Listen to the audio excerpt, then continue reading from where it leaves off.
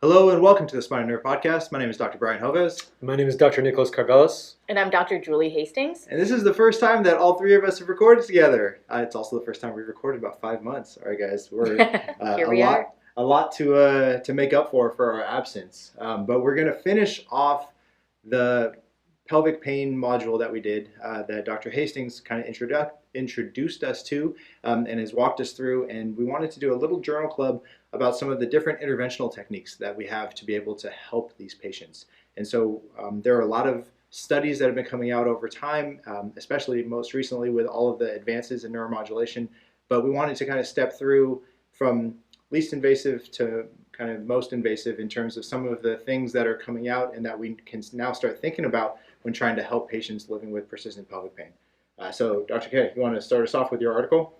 Yeah, and so I'll talk about two different articles specifically regarding the ganglion impar block. One of the articles I chose because it was relatively recent in terms of its publication.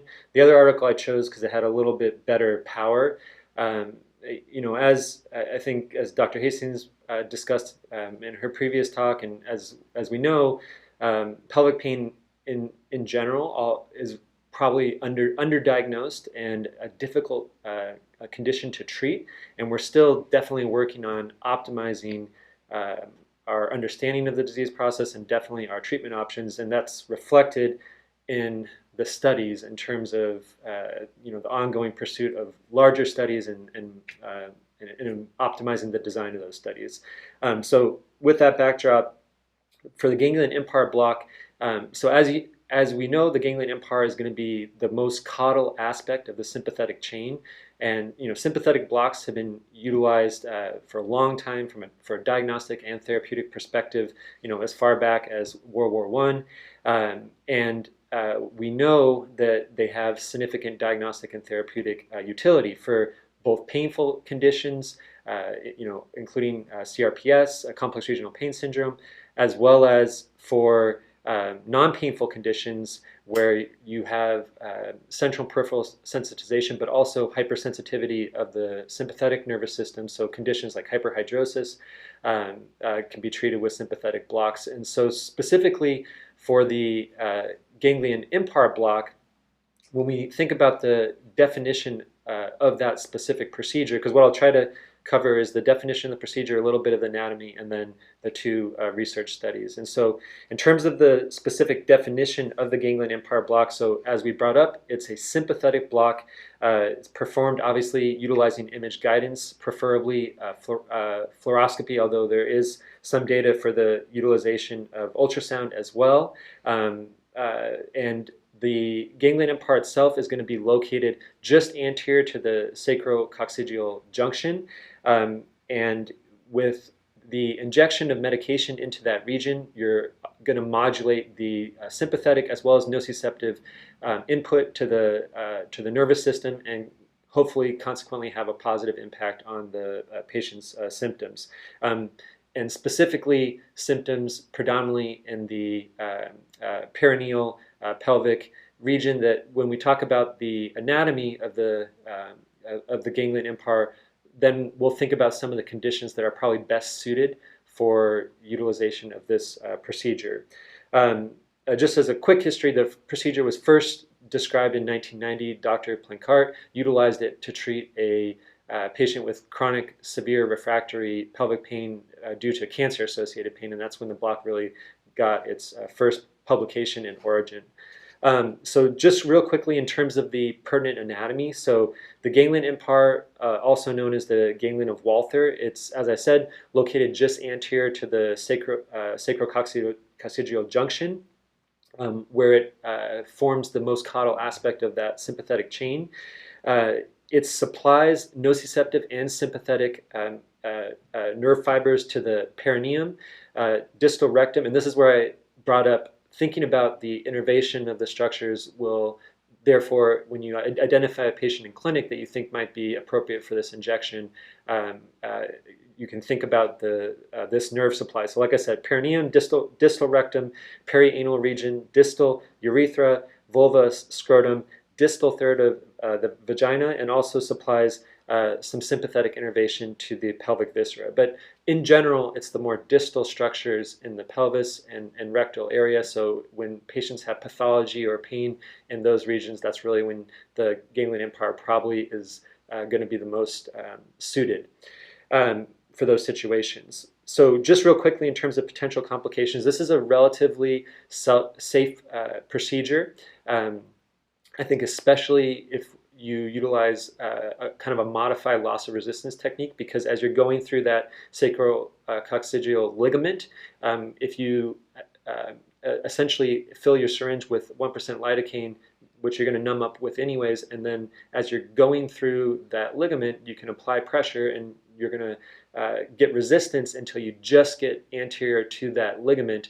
And that way you really avoid going further anterior than you would like to, and that brings up the most significant potential risk of this procedure, which is perforation of the rectum, because the rectum is going to be anterior to that sacrococcygeal junction. But as long as you use the appropriate image guidance and you use that modified loss of resistance technique, you can really minimize the chance of that happening. But other than that, the complications are going to be, the pain, infection, bleeding, and the risk associated with the medication you're utilizing. So the two studies I wanted to cover real quickly. So the more recent one, this was a study published in 2021. It was titled "The Efficacy of the Ganglion Empire Block on Vulvodynia," which, just as a quick aside, vulvodynia is actually fairly common. Studies will quote it being having a prevalence of 16% of women, but definitely, again, like I think many chronic pelvic pain conditions, underdiagnosed and still working on optimal treatment options. And so this study published last year, searching for treatment options for this condition. Essentially, the objective was to evaluate the efficacy of the ganglion empire block for chronic refractory vulvodynia. It was a case series with 4 women, and this goes back to what I brought up in terms of continuing to work on the power and design of these studies. But because you'll see a lot of, especially for the ganglion empire block, you'll see a lot of case reports, case series, potentially some observational studies, but definitely a paucity of randomized controlled studies. So 4 women with chronic refractory vulvar pain of at least 6 months, and they had undergone a significant workup, and their symptoms had been refractory. They were treated with the ganglion empire block. Essentially, there was a variety in terms of the number of blocks that those patients got. In fact, one patient got 4 blocks. 2 patients got 1 block, and then 1 patient got 3 blocks. But the bottom line is the initial VAS score for those patients was around 8 to 9, a range of 8 to 9 for those 4 patients. And they also did a assessment of neuropathic pain qualities for those patients. So they looked for the presence of allodynia, and they utilized the Leeds assessment of neuropathic pain symptoms and signs pain scale, or LANS score. And what they saw after treatment with the ganglion empire block is that the VAS score significantly improved to 2 out of 10 for all the patients, actually. And that LANS score, demonstrating the level of neuropathic pain processes going on, including that allodynia, significantly decreased as well. And interestingly, the results were maintained at a 6-month follow-up. And that's one thing I just want to emphasize real quickly, is that a lot of our sympathetic blocks, stellate ganglion blocks, lumbar sympathetic blocks, it's harder to find that really sustained benefit. But reviewing the literature for the ganglion empire block, there's definitely multiple studies showing sustained benefit of the injection, which is really nice for a sympathetic block, because you don't always necessarily get that benefit. So the last study, just to wrap up real quickly, this was a little bit older study, but like I said, a larger power. So this was a study in 2009. It looked at CT-guided ganglion empire blocks for perineal pain. And the objective was to evaluate the efficacy of the ganglion empire block for chronic refractory perineal pain, both of cancer-associated pain as well as non-cancer-associated pain. Ultimately, 76 procedures were assessed, and the causes of that perineal pain, like I said, included both malignant and non-malignant. So you had idiopathic being the most common cause of the perineal pain, but you also had prostate cancer, colorectal cancer, even postherpetic neuralgia involving that area. But bottom line, in terms of the results of this study, so again, the average pain for the patients prior to the intervention was around 8, and after the treatment, it improved to around 2. So actually very similar to the results found in this more recent study in 2021. And again, importantly, that benefit was maintained. So they did a follow-up in 4 months and found that the patients continued to have significant improvement. So ultimately, the authors concluded that the ganglion empire block is a safe and effective potential treatment for chronic refractory perineal pain. Awesome. Thanks for the summary on the ganglion import block. I know you guys missed it and loved it. Dr. Karvelas' short, concise ability to present a topic. Actually, I think you only said really quickly like 7 times. Yeah. So I think it's really good. It's really good for our normal conversations. Sorry, I'm just kidding. No.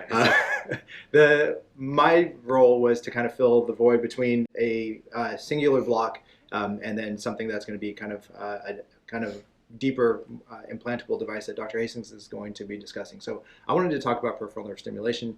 There have been 2 really major topics or targets for peripheral nerve stimulation that have been published recently or in the past. Obviously, the pudendal nerve, I think, is probably the more commonly thought of from our perspective of things that to target. And then the tibial nerve actually has a lot of data in the urology literature, which I was surprised to find out about because that's not something that I would have necessarily thought. And I think because of that, I actually wanted to talk about the tibial nerve, peripheral nerve stimulation, because I think the pudendal nerve makes sense for us. Just I think we have all blocked that nerve. It's something that we commonly target. The literature is actually a little bit more sparse on it because I think the tools to be able to target it appropriately have been a little bit newer and coming out. And so most of the published data that I found on pudendal nerve, peripheral nerve stimulation, it was actually case reports or a couple of very small case series. And so I wanted to kind of go to some things that had a little bit more literature and honestly was just something that I wasn't really aware of because it was published in the urology literature and it wasn't something that kind of crossed my mind. So percutaneous tibial nerve stimulation. So the article that we actually be talking about is from Istek et al. It's from the Archives of Gynecology and Obstetrics from 2014. And so it was a randomized controlled trial evaluating the efficacy of tibial nerve stimulation in chronic intractable pelvic pain. And so from this point on, we can kind of presume the patient population is what Dr. Karvelas was describing, where these patients have been through a full workup, have not found any primary cause of their persistent pelvic pain, and they've been through a lot of the more conservative options. And so this was actually a randomized controlled trial. They ended up randomizing 33 patients, 17 into the treatment group and then 16 into a kind of normal conservative management group. And through that, they were able to target the tibial nerve. And so the tibial nerve was actually targeted about 3 centimeters from the medial malleolus. And so kind of pretty distal as far as the tibial nerve is concerned. There is a lot of data on interstitial cystitis, prostatitis, overactive bladder and urgency in the urology literature. And so this article was kind of specifically looking at persistent pelvic pain. And so the patients were implanted with a device and they followed up with pain scores and quality of life scores and only followed the patients for 6 months. And I only say only because Dr. Karvelas talked about the durability of some of the treatment options and being able to have that long-term follow-up. And that is always one of the goals that we think about when we're talking about treating something that is persistent pain syndromes. But 6 months is pretty good. I mean, I think that puts you at least outside of the window of thinking that this is just a placebo effect. And one of the biggest things I think that they kind of harped on was the difference in the percentage of patients that actually felt that they had resolution of their persistent pelvic pain. So in the treatment group, 9 patients, so 56%, suggested that they were either cured or much improved after the 12 weeks of the tibial nerve stimulation, as opposed to only 2 patients in the control group. And so a difference from 56% to 11.8% in terms of improvement. Now, looking more specifically at some of the breakdown of how they qualified it, they looked at both improvements in overall pain scale, so based off of the VAS, and then quality of life scales, looking at the some of the SF36 and SF-MPQ scores, and they showed modest improvements in all of those categories with treatment of the tibial nerve for 6 months. And so still not necessarily kind of an overwhelming home run of like every patient responds to this, but these are persistent pain patients who have been dealing with this and been through a lot of things. And so I think a success ratio of greater than 50% of patients for, from all intents and purposes, a relatively simple and not overly invasive procedure such as stimulating the tibial nerve close to the medial malleolus was pretty interesting for me. I don't know if you had actually seen some of that when you were working. I had almost completely forgotten about this, but when I rotated with Dr. Kelly Scott at UT Southwestern in Dallas, I spent some time at the urogynecology clinic, and the nurse practitioner there performed tibial nerve stimulation for the overactive bladder patients. It was I don't remember a lot of the details, but it was an in-office procedure where the patient was hooked up to a peripheral nerve device, I want to say once a week for a series of weeks. Okay. So was that an external device? It was an external device. Oh, interesting. Yeah. Fascinating. Interesting. Yeah. Yeah. These were look more into it. Yeah. So yeah, these were implantable ones. But this was an external device, and it was a series of treatments. I can't remember the quantity or the duration, but definitely something to look into, because the more tools we have in our toolbox for these patients, the better. Yeah, I thought it was fascinating. Yeah. Anyhow, so take us away. Okay, so I'll be speaking about one of the more invasive techniques for refractory pelvic pain, and we're talking about dorsal root ganglion stimulation. So just a little bit of brief review of the dorsal root ganglion. It's a critical structure in sensory transduction and modulation, including pain transmission. So it's housed within the neuroforamen at every spinal level, and is basically an enlargement of the dorsal root that houses the cell bodies of primary sensory neurons. So the dorsal root ganglion is implicated in development and maintenance of neuropathic pain, secondary to neuroplasticity, which actually changes the phenotype and the function of the dorsal root ganglion in these chronic neuropathic pain states. So the objective of this study was to demonstrate the efficacy of dorsal root ganglion stimulation in treatment of persistent pelvic pain or chronic pelvic pain, and as well as propose a consensus location, which for them was the L1 and S2 dorsal root ganglions in the subset of patients. This is important because with dorsal root ganglion stimulation, kind of opposed to spinal cord stimulation, the target selection is really paramount in its efficacy. So, with spinal cord stimulation, we're using kind of a larger lead with generally a larger capture area, and one can even, it can increase the pulse width of a spinal cord stim device to capture the adjacent fibers and give you even a little more of a coverage cushion.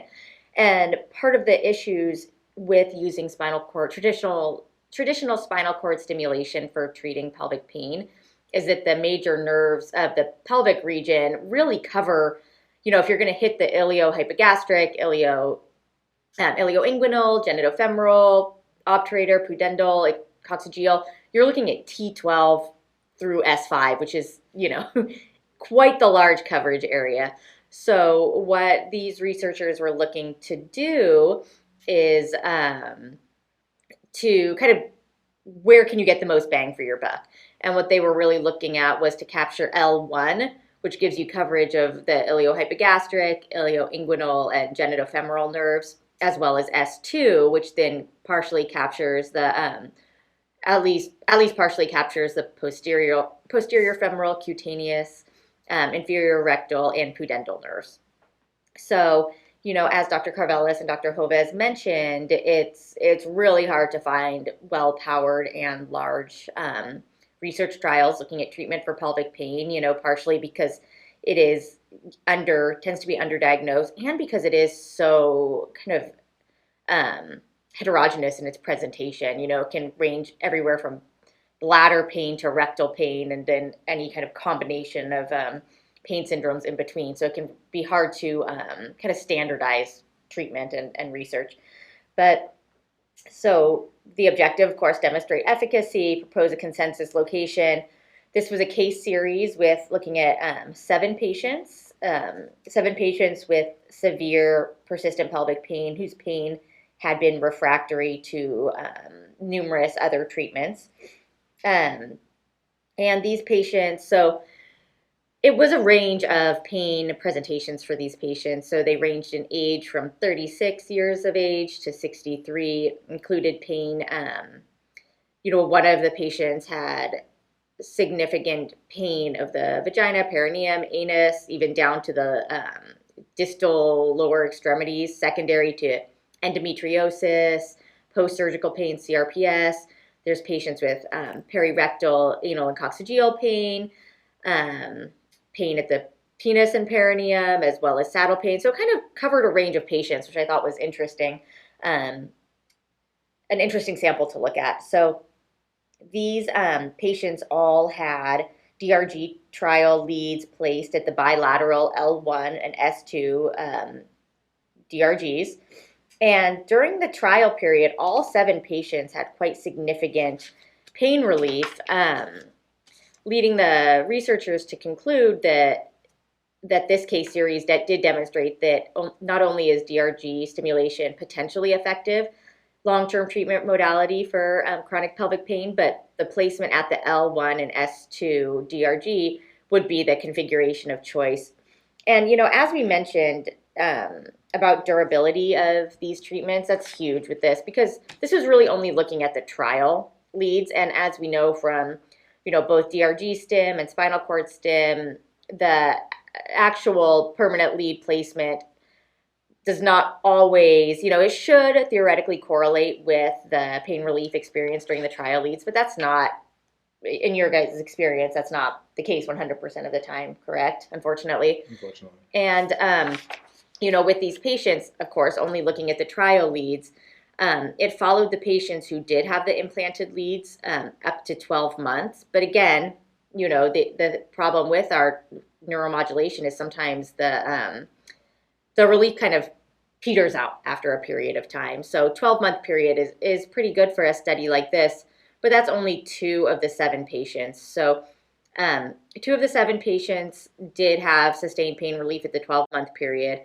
One of them, the final data collection was at 7 months post-implementation or post-implanting of the device.